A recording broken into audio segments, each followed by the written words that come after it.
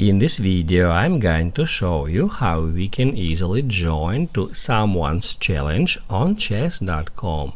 Be sure to watch the video to the very end so you don't make any mistakes, and of course do not forget to like this video and subscribe to my channel.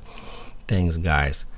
So let's get started, and first off, open up a web browser and then go to chess.com.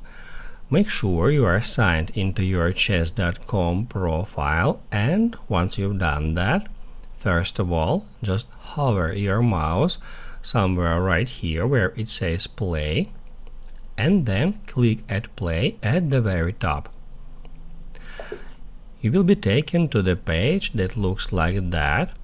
In here, first off, we need to click at new game, and that's where we can easily find that custom link.